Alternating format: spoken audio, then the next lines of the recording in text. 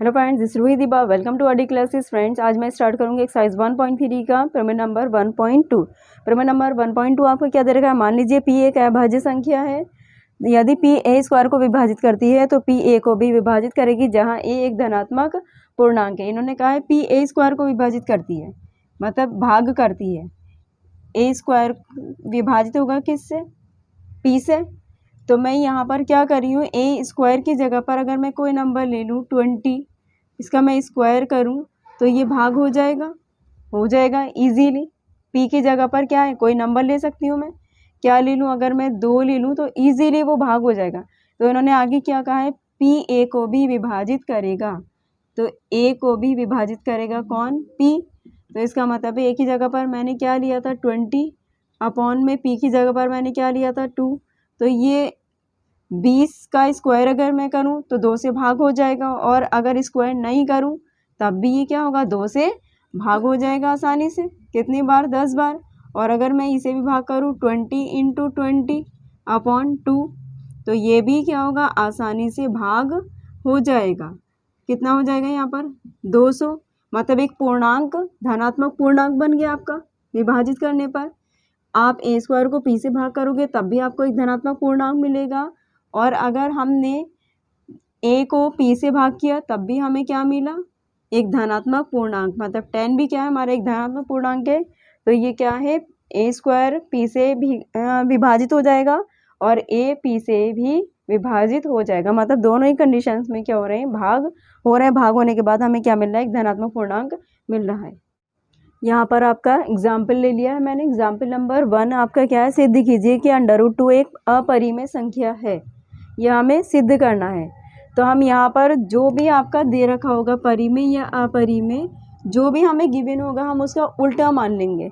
इन्होंने अपरिमेय कहा है तो हम क्या करेंगे, परिमेय मान लेंगे इसे। ठीक है, विरोधाभास इसका उल्टा ले लेंगे। तो यहाँ पर हमें सॉल्यूशन में क्या करना है कि √2 मान लेंगे, माना √2 एक अपरिमेय का मैं क्या कर दूंगी, परिमेय। √2 एक परिमेय संख्या है। ठीक है, मैंने मान लिया कि √2 क्या है, एक परिमेय संख्या है। तो परिमेय संख्या हमारी क्या होती है, p अपॉन q की फॉर्म्स में लिखी हुई होती है। तो मैं मान लूँगी √2 किसके बराबर है, p अपॉन q के बराबर है। परिमेय संख्या है तो परिमेय संख्या का मतलब क्या है, p अपॉन q के बराबर होगी। ठीक है, यहाँ से मैं क्या करूँगी, आगे मुझे एक कंडीशन लिखनी है इसी में ही, कि इस कंडीशन क्या होती है परिमेय संख्या की, q not equal to 0। q कभी भी 0 के बराबर नहीं होना चाहिए। और p और q क्या है हमारी, p एवं q सहअभाज्य संख्या है। p और q हमारी सहअभाज्य संख्या है। सहअभाज्य का मतलब क्या होता है, जिसके गुणनखंड करने पर कुछ भी कॉमन नहीं आए। सहअभाज्य को मैं दिखा रही हूँ। अगर मैं 5 के गुणनखंड करूँ तो मेरा कितना आएगा, 5 गुणा 1। और अगर मैं 7 के गुणनखंड करूँ तो मेरा कितना आएगा, 7 गुणा 1। ठीक है, या फिर मैं 7 ना लेकर मैं यहाँ क्या लिख लूँ, 6। तो 6 के गुणनखंड मेरे हो जाएंगे 2 गुणा 3। तो इसमें और 5 और 6 के गुणनखंडों में क्या कुछ कॉमन आ रहा है? बिल्कुल भी नहीं आ रहा है, कुछ भी कॉमन नहीं है। तो अगर आप इसका HCF निकालेंगे तो आपको क्या लेना पड़ेगा, 1। HCF मतलब सहअभाज्य का मतलब क्या है, अगर आप हाईएस्ट कॉमन फैक्टर उभयनिष्ठ गुणनखंड करेंगे तो आपको क्या मिलेगा, हमेशा 1 ही मिलेगा। तो ये है सहअभाज्य का मतलब। तो p और q हमारी क्या होनी चाहिए, सहअभाज्य संख्याएं होनी चाहिए। और q नॉट इक्वल टू 0 मैं यहाँ से क्या करूँगी, दोनों और वर्ग कर दूँगी। या पहले मैं p की वैल्यू निकालती हूँ यहाँ से। p बराबर कितना हो जाएगा, √2q। ठीक है, तो मैंने कहा परिमेय संख्या, तो मुझे रूट हटाना पड़ेगा। रूट के लिए मैं क्या करूँगी, दोनों और वर्ग करने पर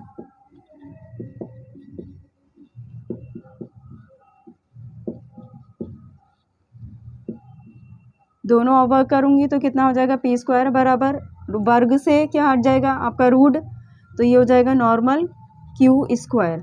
अब मैं यहाँ से क्या करना है, क्यू की वैल्यू निकालनी है।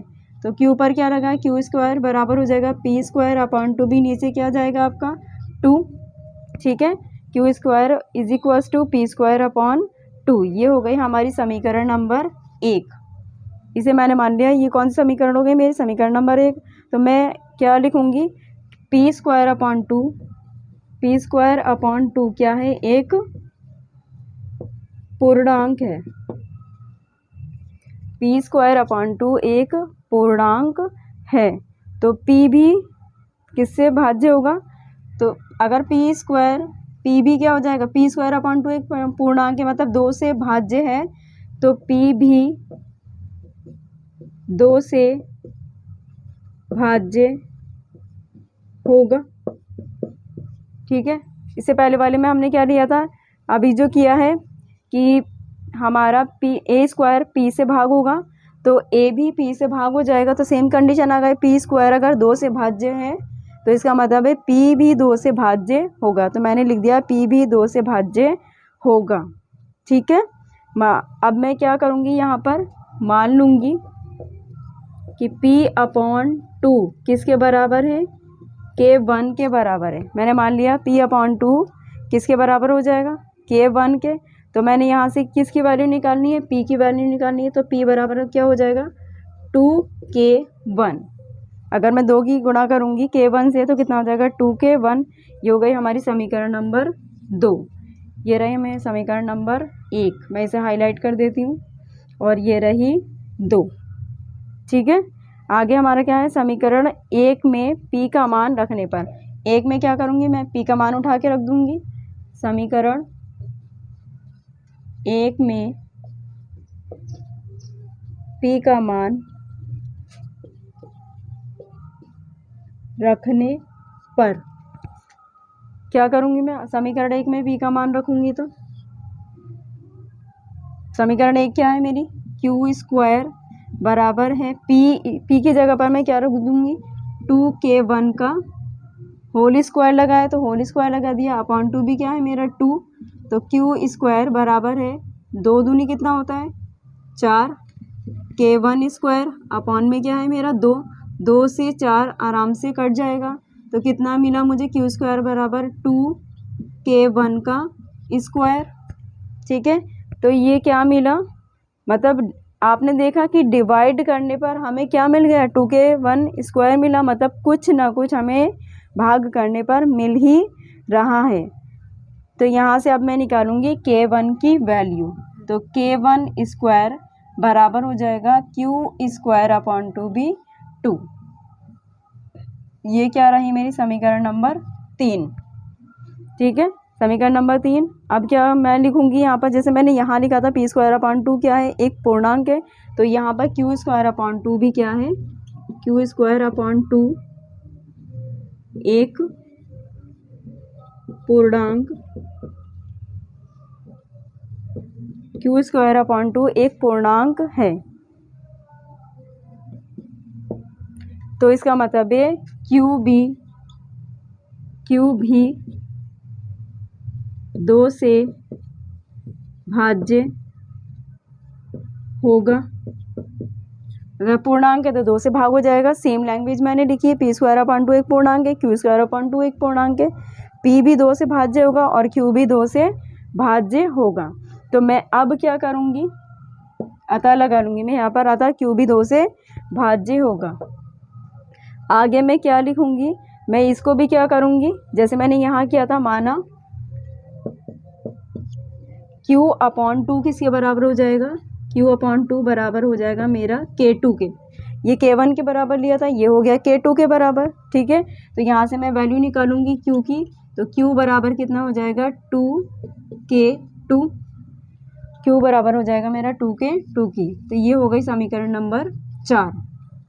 समीकरण नंबर 4 देखने के बाद मैं क्या कहूँगी, समीकरण 2 और 4 यहाँ से हमें मिली है p की वैल्यू और यहाँ से हमें मिली है q की वैल्यू। तो समीकरण 2 और 4, समीकरण 2 व 4 से, 2 और 4 से मुझे क्या मिल रहा है, p के फैक्टर, p बराबर मुझे क्या मिल रहा है 2 इंटू K1 फैक्टर करने पर, अगर मैं इसे मल्टीप्लाई में लिख दूँ तो ऐसे लिखूँगी, और q से मुझे क्या मिल रहा है q बराबर 2 इंटू K2। तो यहाँ पर गुणनखंड में HCF अगर मैं निकलवाऊँ तो कितना आ रहा है, कॉमन दोनों में होना चाहिए, उभयनिष्ठ होना चाहिए। तो उभयनिष्ठ हमारा क्या है, सिर्फ 2 ही तो है, तो मैं क्या लिख सकती हूँ, बस हमें यही चेक करना था कि फैक्टर करने पर कुछ कॉमन आ रहा है P और Q के, यस आ रहा है। तो इसे कंबाइंड करने पर मैं क्या लिखूँगी, समीकरण 2 व 4 से, 2 और 4 को ही तो हमने फैक्टर किए हैं, 2 व 4 से स्पष्ट है कि 2P एवं Q, समीकरण 2 व 4 से P एवं Q, P और Q दोनों का उभयनिष्ठ गुणनखंड है, दोनों में ही कॉमन क्या आ रहा है, कुछ ना कुछ मिल रहा है, दोनों का उभयनिष्ठ गुणनखंड है, दोनों का हमें क्या मिल गया, उभयनिष्ठ गुणनखंड मिल गया। जबकि हमने माना था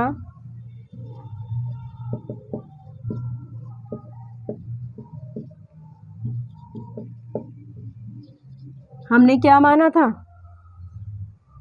कि √2 एक परिमेय संख्या है, ठीक है। हमने क्या माना था कि P और Q से अभाज्य संख्याएं हैं, P एवं Q से अभाज्य संख्याएं हैं, हमने यही क्या किया था, मान लिया था। अतः हमारा कथन क्या हो गया, ये हमारा कथन क्या हो गया, गलत हो गया।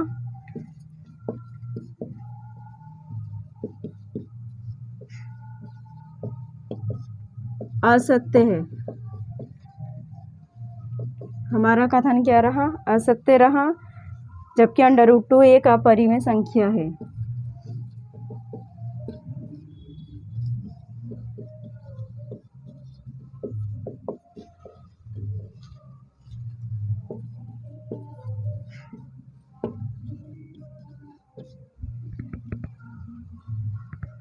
फ्रेंड्स, वीडियो आपको पसंद आए तो प्लीज़ लाइक शेयर सब्सक्राइब कर दीजिएगा, और अगर आपको कोई भी डाउट या कोई भी प्रॉब्लम हो तो आप हमें कमेंट बॉक्स में कमेंट कर सकते हैं। मिलते हैं कल नई वीडियो में एक नए क्वेश्चन के साथ। Thank you so much for watching video.